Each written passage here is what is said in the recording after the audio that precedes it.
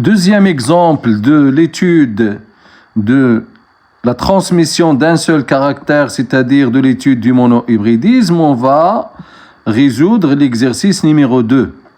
Alors, cet exercice stipule qu'on réalise une hybridation, c'est-à-dire un croisement entre deux individus qui diffèrent par un seul caractère, à partir de deux races pures. Il faut faire attention à ces mots, c'est-à-dire ils ont mentionné que la race des parents est pure. Des courges différents par la couleur de leurs fruits. Voici le caractère qu'on étudie, c'est la couleur des fruits. Donc on a la race des parents, elle est pure, et le caractère étudié, c'est la couleur des fruits de courge. Ainsi, un pied à fruits jaunes, voici l'allèle. Donc on a l'allèle jaune croisé avec un pied à fruits verts. Donc on a deux allèles, le jaune et le vert. Et le caractère étudié, c'est la couleur, et la race des parents est pure. Donne des individus raillés. Voici le phénotype des individus de la génération F1. Il est raillé, c'est-à-dire il porte le jaune plus le vert. إذن دائما في إطار دراسة الهجونة الأحادية أو انتقال صفة واحدة سنقوم بحل التمرين الثاني، حيث يقول هذا التمرين أننا أنجزنا تهجينا بين سلالتين نقيتين. إذن دائما عند قراءتنا لمعطيات أي تمرين في الوراثة المندلية يجب الوقوف عند بعض المصطلحات، كمثلا سلالة الأبوين. في هذا التمرين يقولون على أن الأبوين من سلالتين نقيتين، أي أن الأبوين يحملان في نمطهما الوراثي نفس الحليل، حليلا واحدا لكل أب. كذلك يختلف هذين الأبوين في لون الفواكه. إذن فكلمة لون كتعني الصفة المدروسة، وهذا اللون يحمل أو يعبر عليه بمظهرين، بالمظهر الأصفر وبالمظهر الأخضر. إذن كلمة أصفر وأخضر تعني الحليلات، وكلمة لون تعني الصفة. هذا التزاوج يعطي أفراد مخططة. إذن فمظهر أفراد F1 مخطط، أي أنه يتضمن الأصفر والأخضر معا. إذن هذه مقدمة التمرين، سنمر إلى الأسئلة. Donc, en ce qui concerne la première question, il nous demande de conclure quelques informations à partir des résultats de F1. Toujours, lorsqu'on nous demande ce type de question, on doit faire une analyse. L'analyse, c'est comme si il nous demande d'analyser ce croisement. إذن عندما يطلب منا أن نستنتج بعض المعلومات انطلاقا من تزاوج معين، فإننا يجب أن نقوم بتحليل هذا التزاوج ومنه سنستنتج. إذن انطلاقا من المعطيات يتبين أن الأبوين من سلالتين نقيتين والجيل الأول متجانس. إذن فالقانون الأول لمندل قد تحقق. كذلك مظهر الأبوين مظهر أفراد F1 لا يشبه أحد الأبوين، لأن الأبوين أحدهما يحمل فواكه صفراء والآخر يحمل فواكه خضراء، وبالتالي F1 أفرادها يحملون مظهرا مخططا فيه الأصفر والأخضر، وهذا مظهر وسيط، وبالتالي نقول لدينا سيادة مشتركة. Alors, à partir de l'analyse de ce croisement, on voit que les parents sont de race pure, F1 est homogène, donc on a la première loi de Mendel qui est vérifiée. De plus, on voit qu'on est en train d'étudier la transmission d'un seul caractère qui est la couleur des fruits chez les plantes de courge, et en troisième tiré, on voit que le phénotype des individus de F1 et ne ressemble ni au premier parent ni au second, car les individus de F1 ont un phénotype qui est rayé, mais les parents, un d'eux a un phénotype jaune et l'autre il a un phénotype vert. Donc, dans ce cas, on dit que le phénotype des individus de F1 il n'est pas parental. Par la suite, on peut dire qu'on a une codominance. Donc, c'est la réponse à la deuxième question. Alors, après cette explication, on peut donner une interprétation chromosomique de ce croisement. La première des choses, c'est que on a l'étude de la transmission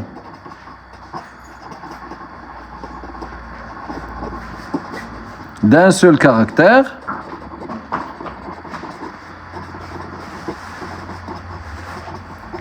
Qui est la couleur des fruits chez les courges. Donc, on a un mono-hybridisme. Le deuxième tiré, les parents sont de race pure.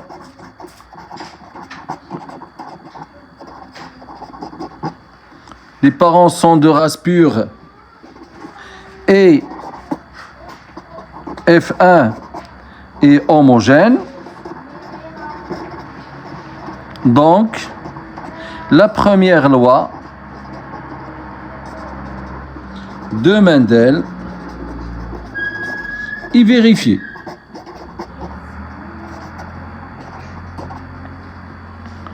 Le troisième tiré, le phénotype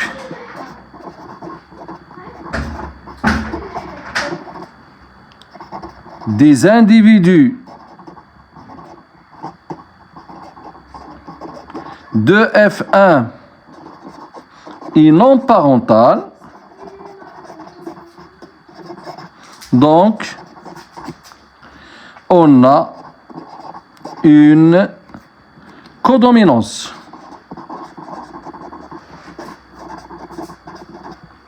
C'est-à-dire que les deux allèles sont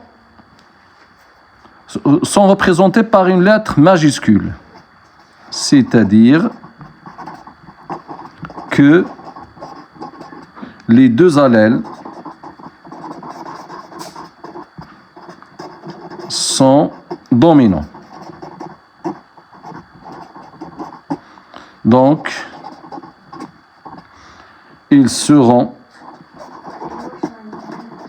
représentés par deux lettres majuscules.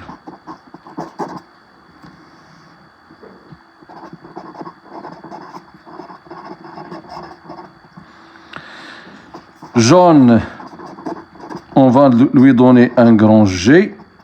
Et vert, on va lui donner un grand V.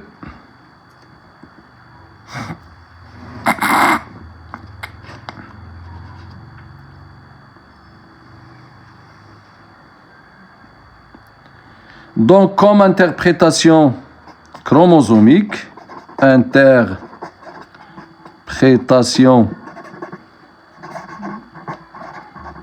chromosomique,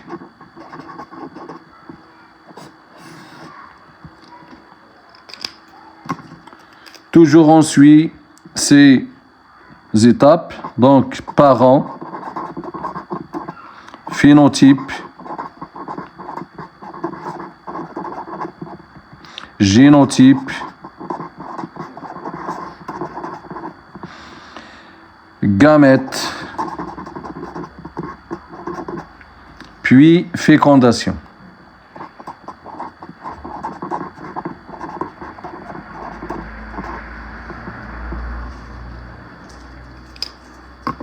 Alors les parents, on a un parent 1, P1, croix P2.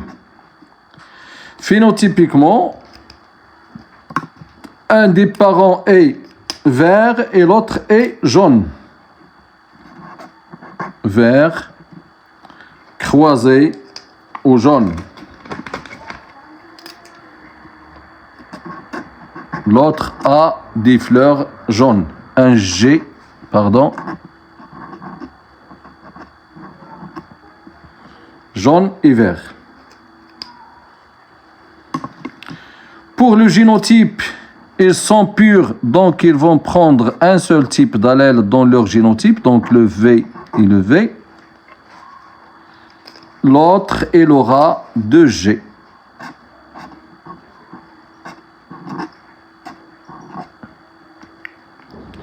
Pour les gamètes après méiose, chacun d'eux va produire un seul type de gamète, donc 100%.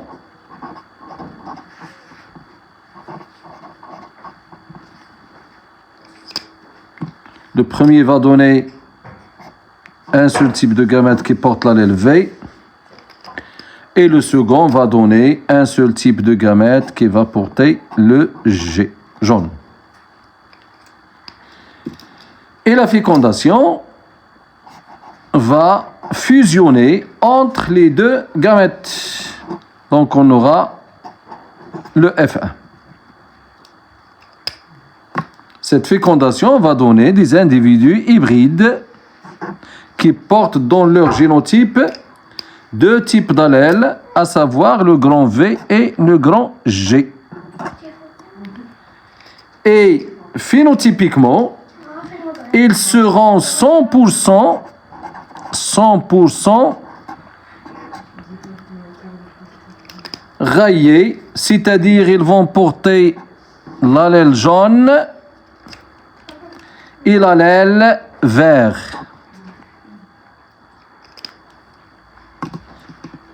Dans le cas de la codominance, on représente toujours phénotypiquement les deux allèles et on ne met pas de virgule entre les deux lettres pour mentionner que les deux allèles sont phénotypiquement lisibles à l'œil nu. Alors, toujours dans le deuxième exercice, pour la deuxième question, on réalise un autre croisement entre deux individus, l'un à pied issu de la génération F1, c'est-à-dire un hybride de F1. On va croiser un hybride de F1. Donc, à fruits raillés, voici le phénotype et l'allèle étudié que cet individu porte, et l'autre à pied à fruits jaunes. Donc, on a un croisement entre un hybride de F1 et un individu qui porte un phénotype jaune. La première question, c'est d'écrire les génotypes de ces deux individus croisés. La deuxième question, c'est de donner les types de gamètes qu'ils produisent. Le petit c, c'est d'établir l'échiquier de ce croisement. Et la question petit d, c'est d'en déduire les proportions phénotypiques obtenues, c'est-à-dire les résultats théoriques. Grosso modo, on nous demande de donner l'interprétation chromosomique de ce croisement. Interprétation chromosomique. Et de déduire les résultats théoriques. Alors, comme on a déjà donné la méthode qu'on suit pour donner cette interprétation chromosomique dans le premier exercice, on va écrire cette interprétation tout en respectant les étapes, à savoir, on va déclarer les parents. On a pour les parents un parent P croisé avec un hybride de F1. Le phénotype,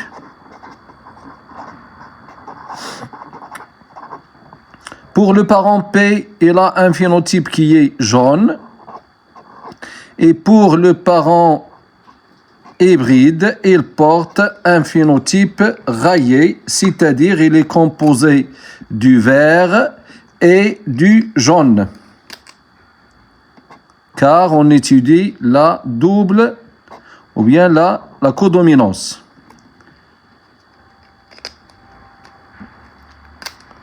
Pour les génotypes,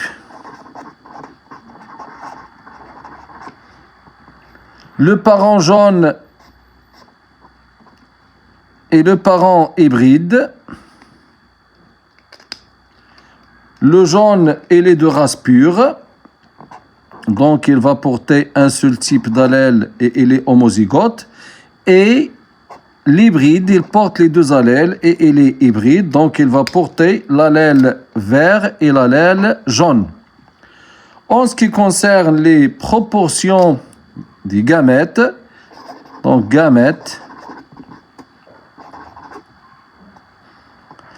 le premier, sachant tant qu'il est homozygote, il va produire un seul type de gamète qui est le jaune. Et le second, il est hybride, il va produire deux types de gamètes avec des proportions de 50% chacun. Un gamète qui porte l'allèle jaune et un gamète qui porte l'allèle vert. Et le premier, il va donner un seul type de gamète qui porte l'allèle jaune. Pour la fécondation,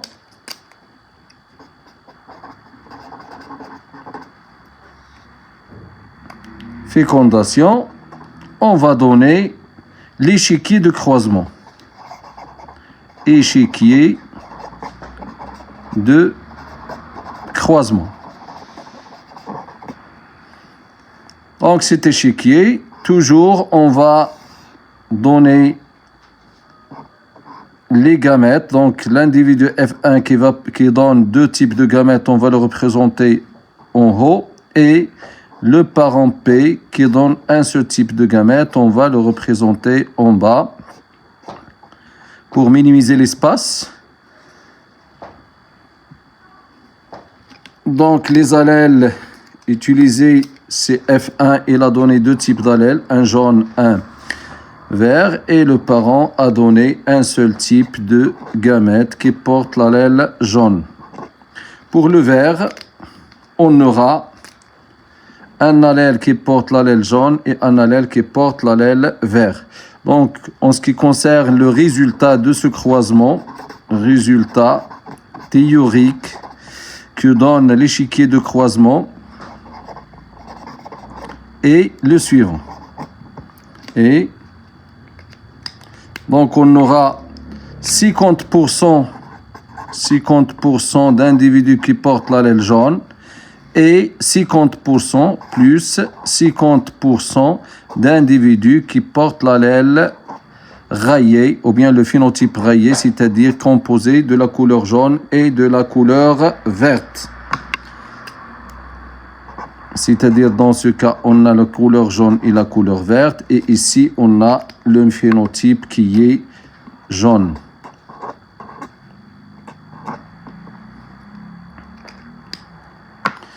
Ainsi, notre séance prend fin. J'espère que vous avez bien compris la codominance. À la prochaine séance, Inch'Allah.